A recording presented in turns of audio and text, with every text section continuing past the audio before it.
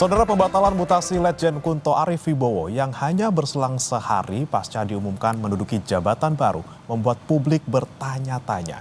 Meski TNI sudah menegaskan tidak ada unsur politik di balik pembatalan mutasi anak mantan Wapres Tri Sutrisno ini, tapi benarkah? Nah, kita akan ulas bersama dengan anggota Komisi 1 DPR RI, fraksi PD Perjuangan, Majen Purnawirawan TB Hasanuddin sudah hadir di studio. Selamat pagi, Kang TB. Selamat pagi.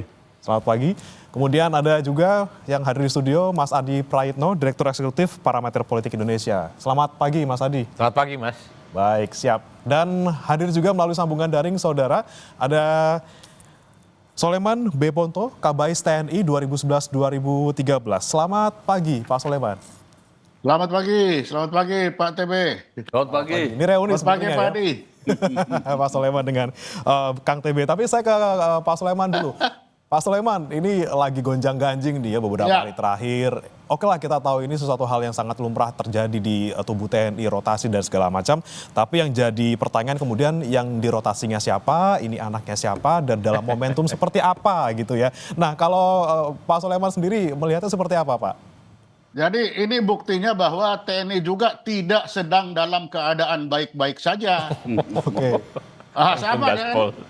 Nah, ini sudah bukti yang paling jelas bahwa TNI sedang tidak baik-baik saja.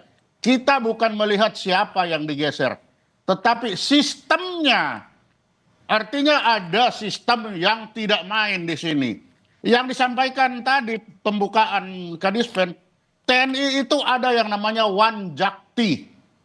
Jadi kalau sudah lewati Wanjakti, itu sudah pasti, tidak mungkin tidak pasti itu. Nah, lalu yang kedua, kalau kita bisa lihat di sini, itu tidak hanya berdiri sendiri, ada angkatan laut yang dipindahkan, dipensiunkan menjadi angkatan darat. Itu Kababinkum, Kresno Bentoro, tiba-tiba jadi angkatan darat.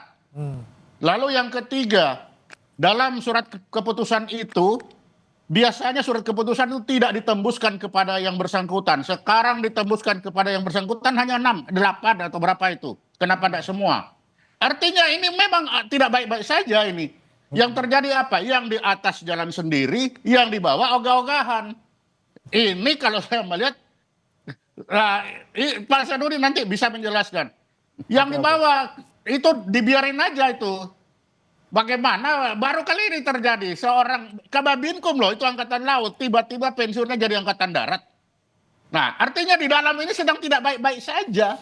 Itu buktinya. Oke, memang kita lihat tidak hanya soal satu orang saja, tapi secara keseluruhan ini sedang tidak baik-baik saja, benar Kang TB kalau melihatnya? Iya, jadi sangat tidak baik-baik saja. Pakai sangat. Pakai sangat, Bang. Saya akan kembali kepada aturan perundang-undangannya. Di dalam Undang-Undang Pertahanan pasal 17 itu tercantum, ya, begini bunyinya.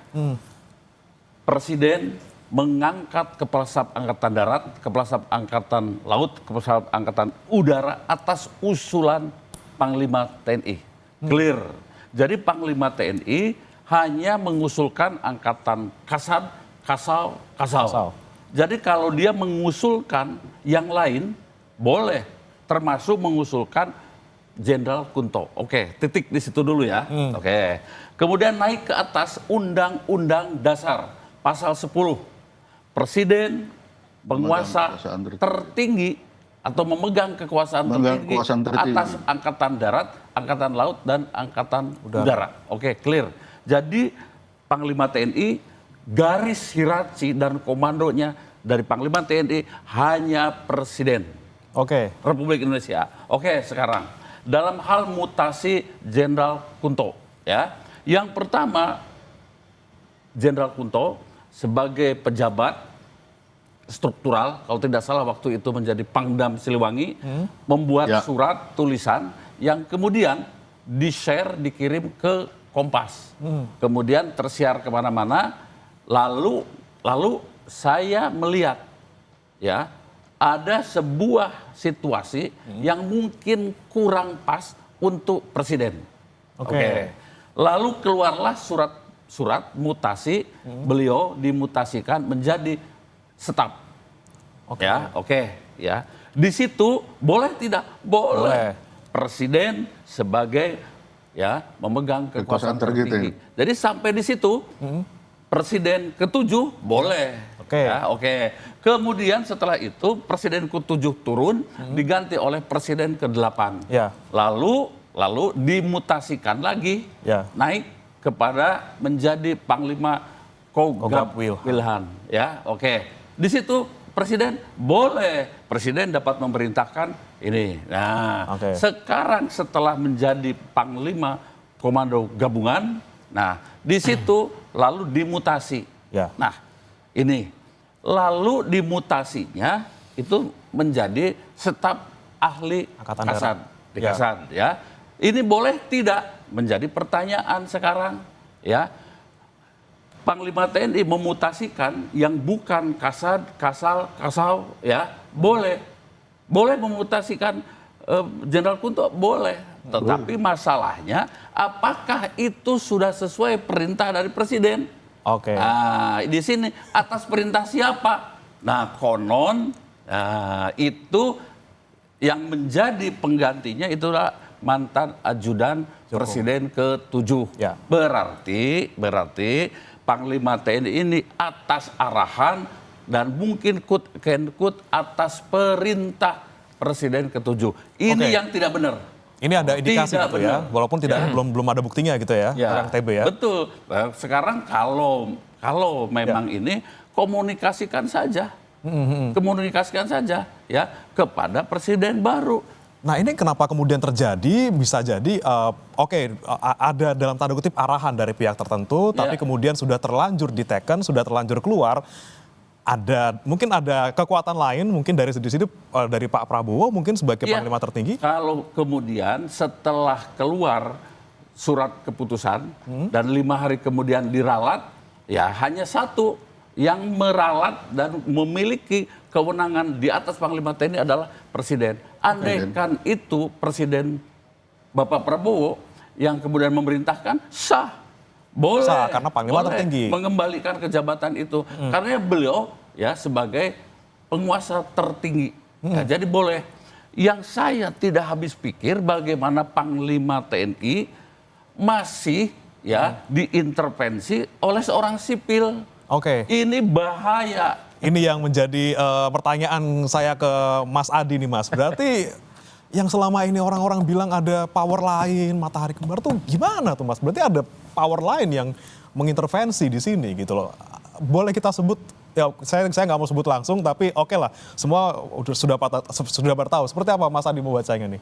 Ya saya kira ingin komentar dua hal ya. Pertama memang kalau kita membaca survei-survei politik secara umum bahwa tingkat kepuasan publik terhadap institusi TNI itu tinggi, persis di bawah institusi kepresidenan. Itu bisa mencapai 80%. Apa yang kemudian membuat persepsi publik begitu puas atas kinerja TNI selama ini? Karena memang TNI itu tidak pernah dinilai cawe-cawe ataupun punya irisan yang cukup kuat dengan urusan-urusan politik apapun. Jadi hanya fokus pada persoalan pertahanan dan keamanan. Itu yang secara prinsip Mas. Tapi yang kedua, saya khawatir apa yang terjadi soal mutasi yang dianulir begitu cepat. Secepatnya ini juga akan menimbulkan bagaimana persepsi yang agak kurang baik ya terhadap TNI secara institusi. Tadi mantan Kepala Kabais sudah bicara, apalagi Bang TB juga menyatakan bahwa ini semuanya sudah tidak baik-baik saja. Oke. Kalau kita bicara tentang hal-hal yang sifatnya prinsip sebenarnya, bahwa hal-hal yang sifatnya mutasi, promosi adalah hal yang lumrah, itu semua orang cukup memahami. Ini tentu ada mekanisme internal yang ada di kawan-kawan TNI tentu untuk menghadapi situasi yang berkembang. Tapi kalau kita bicara tentang konteks politik hari ini, ya tentu publik tidak bisa di-stop. Ya. Bicara tentang ada irisan-irisan politik yang kemudian tidak berkesudahan. Apapun judulnya, Kunto itu adalah anak dari Wakil Presiden Republik Indonesia yang ke-6. Ya. Pak Tris Trisno yang beberapa waktu yang lalu menjadi salah satu purnawirawan yang ikut tanda tangan dan menyatakan sikap terkait dengan upaya untuk mengganti Wakil Presiden. Inilah yang kemudian disebut dengan dilalahnya. Ini kok tiba-tiba anak wakil Presiden Republik Indonesia namanya Jenderal Kunto diganti dengan mantan ajudan Presiden Republik Indonesia yang ke-7. Hal-hal yang semacam ini bagi saya tidak perlu orang canggih. Ya. Tidak perlu misalnya harus punya kapasitas terkait dengan dunia kemiliteran. Ini transparan dan gamblang bahwa ada sesuatu yang sebenarnya tidak selesai. Ini terlalu obvious puzzle-puzzlenya kalau dibilang tidak ada hubungan, sudah terlalu jelas di depan mata gitu ya. Karena begini Mas ya, kenapa? Sipil pun paham bahwa TNI itu adalah organisasi yang sifatnya komando, tegak lurus. Jadi setiap apapun yang dikeluarkan itu pasti sudah terukur, kredibel, dan penuh dengan kehati-hatian. Coba bisa dibayangkan, baru ada keputusan sehari soal mutasi, tiba-tiba besoknya dianulir. Ini tentu tidak TNI banget. Kalau sipil melakukan ini mungkin biasa, karena sangat dinamis dan sangat demokratis. Kalau ini terjadi pada institusi TNI yang memang zero kesalahan, itu tentu wajar kalau kemudian orang bicara ada sesuatu yang melampaui hal-hal teknis yang sering kita dengar. Oh ini soal mutasi biasa, ini terkait dengan kebutuhan organisasi, karena ada kegentingan, karena ada kebutuhan dan seterusnya. Kan publik juga ingin tahu sebenarnya apa sih tantangan bangsa dan negara yang dianggap penting dan genting sehingga mutasi itu hanya berjalan dalam waktu sehari. Iya dong, sipil pun juga siap loh kalau bicara tentang kepentingan bangsa dan negara. Hal-hal yang penting misalnya kalau mungkin ada ancaman dari negara lain, ya saya pun sebagai sipil siap dong, tegak lurus membela bangsa dan negara. Tapi atau mungkin gitu? ada daerah-daerah yang bergejolak, mutasinya dibatalkan, mungkin cukup rasional. Per hari ini anasir-anasir ke arah itu tidak ada. Maka wajar kalau kemudian satu-satunya argumen yang kemudian per hari ini menjadi percakapan publik, ya ini ada dikaitkan dengan soal usulan sejumlah purnawirawan. Di situ ada Pak Tri Sutrisno yang kebetulan juga mengusulkan pernyataan soal pergantian wakil presiden. Terlalu jelas ini ya. Oke, saya ke Pak Soleman. Pak Soleman, Anda melihatnya ini kan benar-benar SK-nya tanggal 29 dimutasi, kemudian sehari kemudian SK tanggal 30 keluar. Ini pernah terjadi tidak sih di TNI? Kalau kata Mas Tadia tadi tidak pernah, kalau di TNI seperti apa? Nanti pertanyaan sama juga saya tanyakan ke Kang TB. Ya, kalau masalah itu pernah kan kita ingat dulu Pangkostrat hanya 17 jam. 17 jam itu kan tekanan politik. Ini sama saja. Jadi kalaupun ada ini sehari, kalau tidak ada tekanan yang besar tidak akan mungkin ini terjadi. Kenapa? Karena TNI selalu melewat namanya Wanjakti. Keputusan Wanjakti itu tidak pernah berubah. Tapi kalau sekarang artinya Wanjakti dilewati. Kalau Wanjakti sudah dilewati, artinya sistem yang ada kuat di dalam ini sudah rusak sekarang. Dan kerusakan ini kita bisa lihat lagi bagaimana yang membuat surat perintah itu juga ogah-ogahan. Apa itu? Ya Kababinkum yang angkatan laut tiba-tiba jadi angkatan darat. Lalu ke bawahnya lagi, tembusan yang harusnya tidak perlu sampai yang bersangkutan, ditulis yang bersangkutan. Artinya apa? Yang bawah ini ogah-ogahan, yang atas juga sudah asal jadi. Pokoknya siapa saja yang bisa memerintahkan dijalankan. Tidak lagi. Dan yang patut diingat, bintang 3 selalu pergeserannya itu atas permintaan atau atas persetujuan presiden sebagai panglima pemegang kekuasaan tertinggi di angkatan darat, angkatan laut, angkatan udara. Pergeseran bintang 3 selalu di bawah diketahui oleh presiden, harus diketahui. Karena itu adalah calon-calon kepala staf angkatan. Sehingga kalau ini tiba-tiba seperti begini, ya kita tidak bisa melihat bahwa ini hanya sesuatu yang biasa saja. Ini sesuatu yang luar biasa. Dan kalau saya melihat juga, ini salah satu akibat dari Undang-Undang TNI yang memperpanjang perbintangan ini supaya pensiun lebih panjang. Yang bawah ini ogah-ogahan. Ya udah kita cungkil aja, yang atas biar aja cepat geser dia. Biar kita juga cepat naik. Jadi ini sudah tambah rusak ini sistem ini. Ini sesuatu yang luar biasa, Kang TB. Kemudian tadi disebut juga Wandikti seperti tidak punya taji lagi seperti itu. Wanjakti. Ya, Wanjakti. Nah, terus kemudian disangkutkan lagi ke RUU TNI yang ada pengaruhnya. Seperti apa Kang TB melihatnya? Jadi begini ya, kalau RUU TNI ini mohon segala hormat ya, belum ada perpres atau mungkin keputusan-keputusan lain. Jadi kita tidak bisa dulu ya mendiskusikan RUU atau sekarang menjadi Undang-Undang TNI. Tetapi menurut hemat saya, Panglima TNI ini sudah di luar ketentuan. Ya, contoh saja yang tadi disampaikan oleh Pak Ponto soal pemindahan ya perwira tinggi Angkatan Laut menjadi perwira tinggi Angkatan Darat di Kepala Staf Angkatan Darat. Ya, itu. Yang namanya ya, mutasi pada level atas itu ada Wanjakti. Ya. Keputusannya itu digodok di staf. Staf itu mulai dari Pabanda. Dari Pabanda masuk ke Paban Madya. Dari Paban Madya masuk ke Paban. Dari Paban masuk ke Waaspers. Dari Waaspers baru ke Aspers. Dari Aspers baru ke Kasum setelah diparap, baru ke Panglima TNI.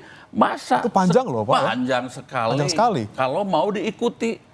Berarti ini dalam keadaan, mohon maaf, pembangkangan menurut hemat saya. Kok ujung-ujung langsung ditandatangani oleh Panglima TNI dan diumumkan.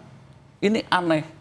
Dan itu yang namanya surat keputusan SK Panglima TNI juga sederet tembusannya kepada yang bersangkutan.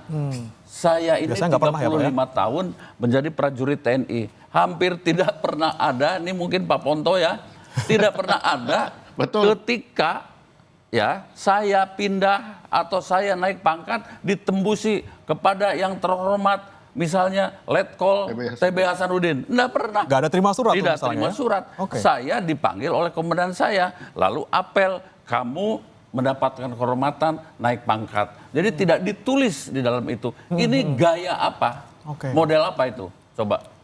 Ya itu saya juga tidak bisa menjawab, yang menjawab Kang TB sebenarnya Iya. kan, Kang TB yang ada di sana. Tapi saya mau tanya ke Mas Adi. Mas Adi, kalau Anda melihat ketika nih di antara tanggal 29 kemudian berubah di tanggal 30 SK-nya, ini ada apa nih sebenarnya, Mas? Apakah misalnya kok kayak gini nih, misalnya Pak Prabowo nih, saya anggap Pak Prabowo ini melihat ini seperti apa? Ini ada apa? Ini kok kemarin ada mutasi? Wah, nggak bisa nih. Ini lagi kondisinya, momentumnya lagi tidak pas gitu. Anda melihatnya gimana nih, Mas? Emang ada kekuasaan Pak Prabowo yang ini ditunjukkan misalnya untuk kayak saya masih punya taji di sini, jangan sampai saya membiarkan sesuatu yang tidak disukai dalam tanda kutip oleh publik terjadi seperti itu.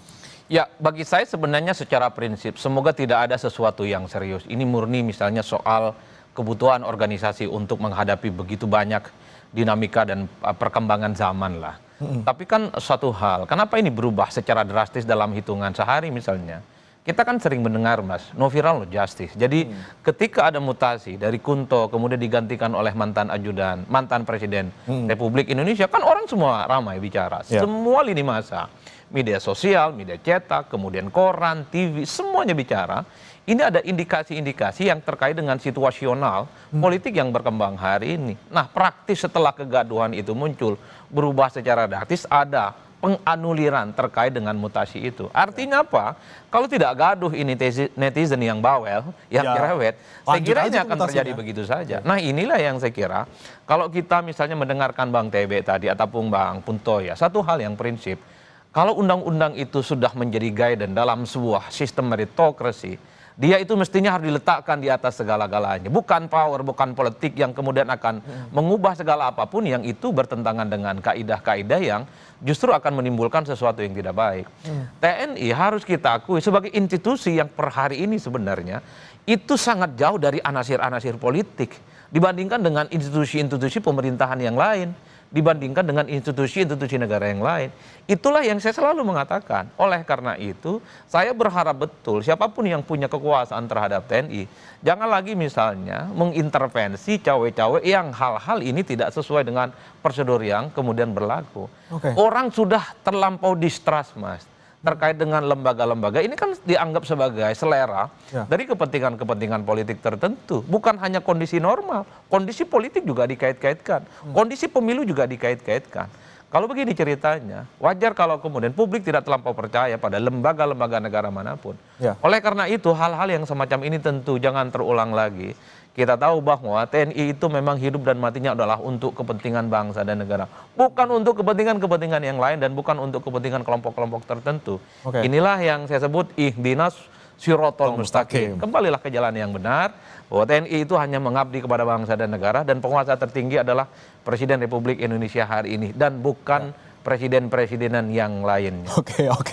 Jalan yang lurus tadi poin yang lucu, ya bukan lucu ya, itu poin yang menarik ya tadi Siratul Mustaqim ke yang lurus gitu. Tapi saya mau nanya ke Pak Soleman. Pak Soleman, Ya. kalau sekarang yang sudah diputuskan gitu ya, dianulir gitu, di dalam tanda kutip ditangguhkan gitu SK mutasinya, ini apakah sudah sesuai dengan jalan yang lurus, tidak jadi dimutasi atau ditunda mutasinya seperti itu? Ya sekarang itu semua jalannya sudah jalan yang nggak benar yang seharusnya kalau itu bukan dianulir begitu, tetapi yang lama dicabut, diganti. Tetapi ini kan hanya bilangnya, oh tidak jadi. Lah ini kan seperti main-main itu. Dibilangnya malah Kalau yang ditunda Pak, nanti 3 bulan dibahas lagi, bisa jadi balik lagi mutasinya gitu. Nggak bisa jadi, kan harusnya kan dicabut. Bahwa yang ini dicabut, lalu ditempatkan kembali. Kalau ini hanya bilang nomor 4 ini terjadi kekeliruan, dicabut. Lah ini mengaku terjadi kekeliruan ini juga kan memperlihatkan tidak sedang dalam baik-baik saja. Oke. Bagaimana kok ya? Karuan sekalian, oke ini sudah jadi, diangkat kembali. Nah itu akan lebih tegas bahwa ini keputusan kita mengangkat kembali. Tetapi ini terjadi kekeliruan. Ya. Nah kekeliruan ini diakibatkan oleh apa? Tidak mungkin keliru ini kalau tidak ada tekanan yang besar. Ya. Karena tentara sudah punya sistem yang kuat. Jadi keliru ini karena ada tekanan. Jadi kita tidak bisa lagi bilang TNI sedang baik-baik saja sekarang. Sangat disayangkan. Oke. Penyakit tidak sedang baik-baik saja ini juga terjangkit di TNI sekarang ini. Oke, lalu bagaimana nanti kita melihat ke depannya seperti apa membuat TNI kembali baik-baik saja dan tidak ada lagi dalam tanda kutip blunder seperti ini. Mas Adi Praitno, Direktur Eksekutif Parameter Politik Indonesia tadi menyambung pernyataan dari Pak Soleman terkait ini kok tidak langsung dicabut saja gitu Kang TB. Kenapa kemudian bahasanya ditangguhkan? Nanti kita bahas lagi selama 3 bulan untuk permutasian ini antara jadi atau enggak seperti Ya, pernyataan siapa itu tadi? Kapuspen kan? dari Kapuspen. Akan dibahas 3 bulan lagi. Ya bikin rame lagi lah. Oke. Begitu. Membuat situasi menjadi tambah hangat. Ya, saya akan kembali lagi ke awal nih ya. Ketika Jenderal Ponto itu membuat surat, itu surat itu kan pendapat. Ya. Di era berdemokrasi sah-sah saja. Dan negara tidak akan misalnya terjungkel hanya karena surat itu pendapat seseorang. Ya, begitu. Itu kemudian jadi heboh dan kemudian terjadi mutasi awal. Seharusnya Panglima TNI melakukan rapat ya dengan Wanjakti, lalu kalau ini harus ada perintah mutasi bagaimana? Didiskusikan dengan baik. Oke. Begitu. Dan yang kedua juga ya, yang kedua soal Jenderal Kunto itu ya putra dari Pak Tri Sutrisno. Ya. Pak Tri Sutrisno itu kan sudah menjadi masyarakat sipil. Kalau beliau itu berpendapat di era demokrasi sah-sah saja. Dan menurut hemat saya hubungan keluarga ada, tapi hubungan politik belum tentu. Jadi harus dilihat dulu apakah ada hubungan pernyataannya Pak Tri Sutrisno dengan jabatan beliau ini. Ya. Harus dianalisa dengan baik. Dan kemudian itu ada jenderal-jenderal dikumpulkan, Wanjakti, didiskusikan. Ini bagaimana? Nah, harus seperti itu. Harus jeli. Ya, jangan tutup mata Panglima TNI. Jadi, oh ya ini tidak ada hubungan dan sebagainya. Saya khawatir kalau ada hubungan-hubungan ini, banyak juga sekarang kolonel, letkol dan sebagainya, bapaknya itu jenderal-jenderal yang ikut menjadi kemarin datang dan membuat pernyataan itu, yang 8 pernyataannya. Itu kan banyak putra-putrinya yang jadi anggota militer. Apa itu juga mau dipermasalahkan? Ya menurut hemat saya harus juga kita diskusikan dengan baik-baik. Apa hubungannya ini dan sebagainya. Jangan kemudian disangkut pautkan. Dan Jenderal Kunto sudah dewasa. Masa mau dipengaruhi oleh orang tuanya, ayahnya dan sebagainya. Itu menurut hemat saya naif banget. Iya. Kalau Mas Adi melihatnya seperti apa nih Mas? Ketika ada gonjang-ganjing seperti di tubuh TNI, Pak Soleman bilang ini TNI sedang tidak baik-baik saja, Pak TB juga mengatakan hal senada. Ini seperti apa nih Mas? Mungkin sebagai secara politik keseluruhan, seperti Anda melihatnya seperti apa? Ya saya kira ini soal timing yang sebenarnya agak kurang pas ya, soal momentum terkait dengan hiruk pikuk pernyataan sejumlah purnawirawan dengan 8 tuntutan. Mungkin kalau soal mutasi yang berubah secara drastis ini terjadi tidak dalam situasi yang kemudian terjadi kekisruhan itu, saya kira tidak akan ada persoalan. Paling ini hanya dianggap sebagai sebuah dinamika internal, bagaimana memang TNI itu sedang melakukan sebagai sebuah regenerasi, mungkin mutasi semacam promosi dan terusnya. Yang menjadi ramai memang ketika dikait-kaitkan dengan situasi politik. Inilah yang saya kira menjadi dua hal yang berbeda. Satu sisi, kalau kita mendengarkan penjelasan dari Kapus Pen TNI, ini hanya internal. Tidak ada kebutuhan-kebutuhan apapun dari segi eksternal. Oke, tidak ada perdebatan apapun, tapi memang di luar itu, kita juga tidak bisa menghentikan bagaimana publik selalu mengait-ngaitkan terkait dengan situasi yang berkembang, Mas. Jadi yang ingin saya katakan adalah per hari ini TNI itu secara kelembagaan masih menjadi lembaga yang paling banyak dicintai dan disukai oleh rakyat di seluruh Indonesia. Jadi hal-hal yang dikhawatirkan ini menjadi disrupsi, kemudian mengurangi sikap positifnya, tentu di kemudian hari memang harus menjadi catatan dan evaluasi. Semoga hal-hal yang semacam ini tidak terjadi lagi, dan apapun yang terjadi itu murni hanya kebutuhan soal bagaimana mutasi dan rotasi yang ada di internal, dan tidak ada kaitannya dengan unsur-unsur lainnya. Kan itu saja yang sebenarnya bagaimana suasana kebangsaan kita hidup bernegara itu memang itulah yang saya sebutkan. Tetap nyaman, tetap kemudian guyup, dan kemudian tetap bersatu untuk kepentingan bangsa dan negara. Saya kira di situ saja sebenarnya. Oke. Pak Soleman, bagaimana nih, ini sudah terlanjur rame gitu ya, sudah terlanjur basah gitu ya, sudah terlanjur dipersepsikan sama publik seperti itu. Nah, bagaimana kemudian nanti sekali lagi memperbaiki kekisruhan ini yang tadi Anda bilang dari orang awam pun melihatnya ini lagi tidak baik-baik saja TNI seperti itu. Gampang, ganti mesin. Ganti mesin? Ya ganti mesin. Kan rotasinya diganti saja itu. Ya. Karena ini sudah susah kita memperbaiki. Karena kalau mau memperbaiki ini ya sudah. Di tentara itu selalu kesalahan itu akan ada. Hukuman itu sudah pasti ada. Dan ini sesuatu yang membuat menggoncang negeri ini.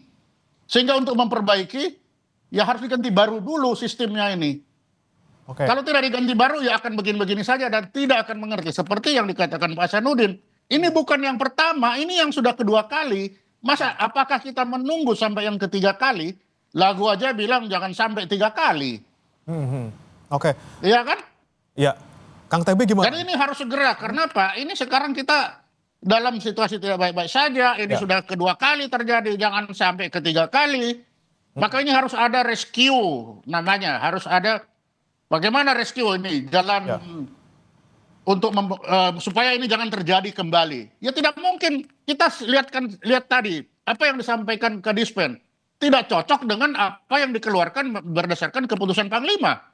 Kalau keputusan Panglima bilang nanti ini menganulir, Kadispen bilang nanti yang akan datang kita bicarakan lagi. Nah ini kan udah rusak sistemnya ini. Oke. Maka kita harus rescue. Ya kita rescue harus secepatnya kita melaksanakan tindakan rescue. Jangan sampai ini tambah rusak ke depan. Kan begitu. Oke, Kang TB langsung ganti mesin atau kita inspeksi dulu begini. motornya atau seperti apa atau diperbaiki dulu sebenarnya? Begini, kalau saya lihat ya pimpinan TNI ini sudah tidak efektif lagi.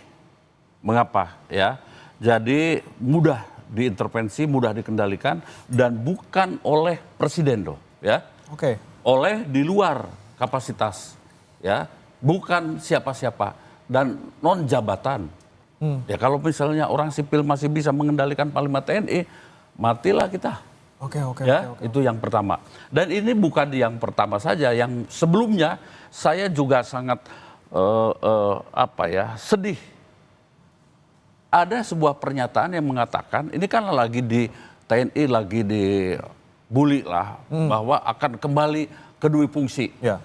Tiba-tiba Panglima TNI mengatakan ya bahwa bukan kembali ke dui fungsi, bahkan TNI sudah multifungsi. Multifungsi. Ya Allah, saya bilang bagaimana ini menjelaskannya, harusnya kan mengatakan tidak mungkin kami kembali ke dui fungsi. Ya, bahwa ada perubahan-perubahan untuk kepentingan bangsa negara, yes, begitu.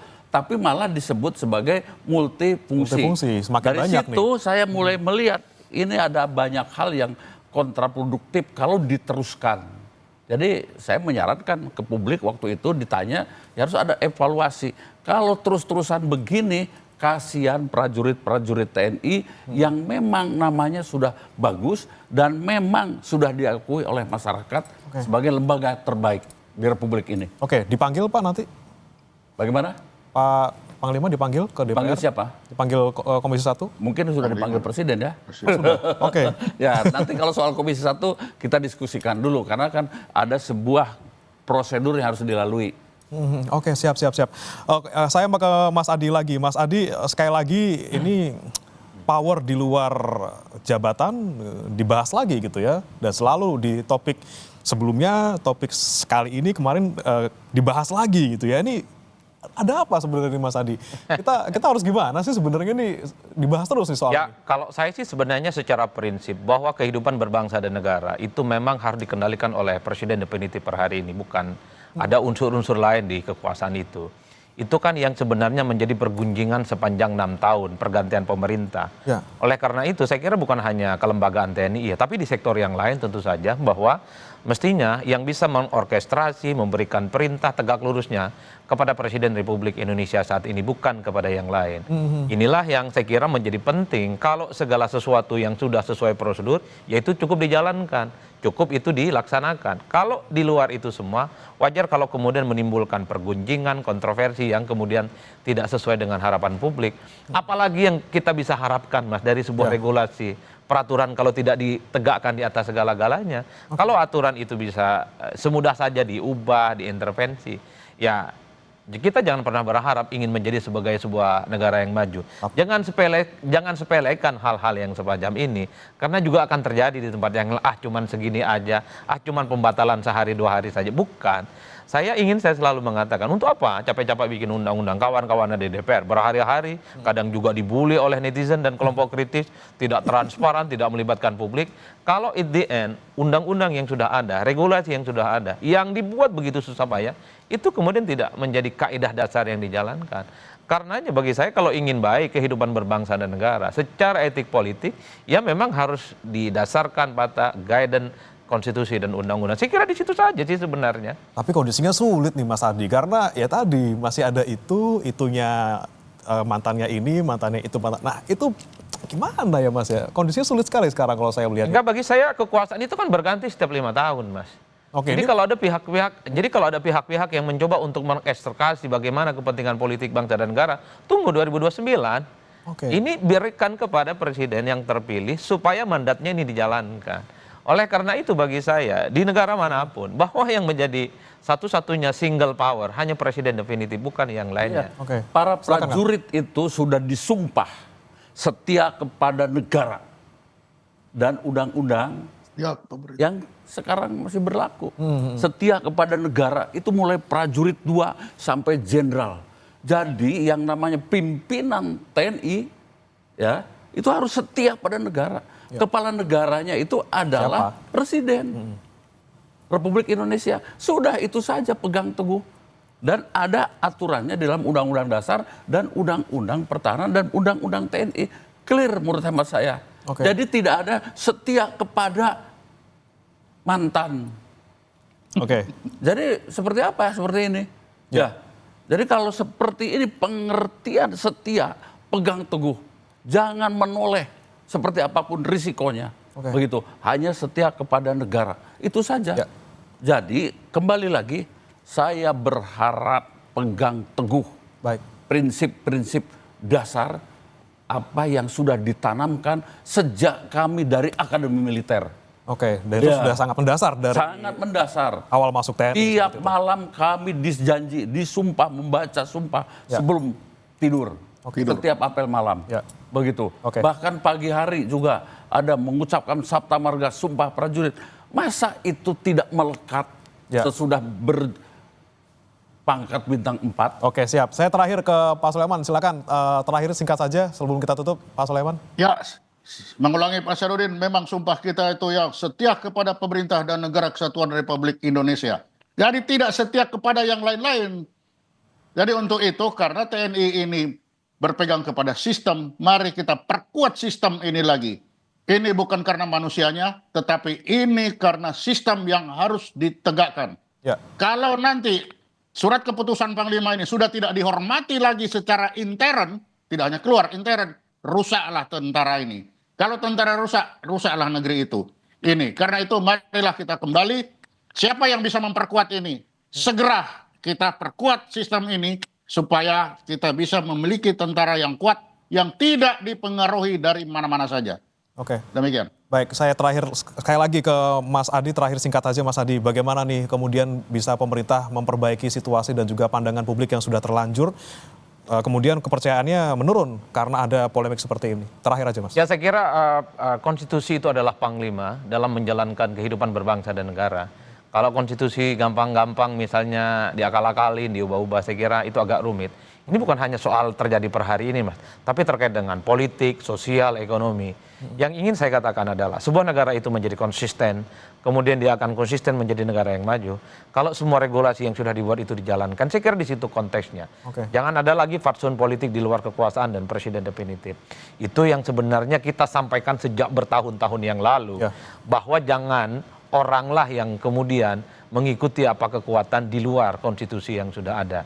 Jadi konstitusi itu siapapun pemimpinnya, siapapun orangnya, itu harus ditegakkan di atas segala-galanya. Saya kira di situ konteksnya. Oke. Dan ini sering diulang-ulang kok. Cuman prakteknya memang agak beda. Jadi dalam istilah filsafat yang disebut dengan the science and the solent. Jadi apa yang menjadi kenyataan dengan harapan itu seringkali berbeda-beda. Harapannya adalah sesuai dengan aturan, Undang-Undang Dasar 45, undang-undang yang lainnya. Tapi dalam prakteknya memang kita tahu selalu jauh panggang dari api. Kuncinya kembali ke konstitusi ya Mas Adi. Oke, baik, terima kasih Mas Adi Praetno, Direktur Eksekutif Parameter Politik Indonesia. Sebelumnya juga ada Pak Suleman B. Ponto, Kabais TNI 2011-2013. Dan Kang TB Hasanuddin, terima kasih sudah bergabung bersama kami di Kompas TV, anggota Komisi 1 DPR RI.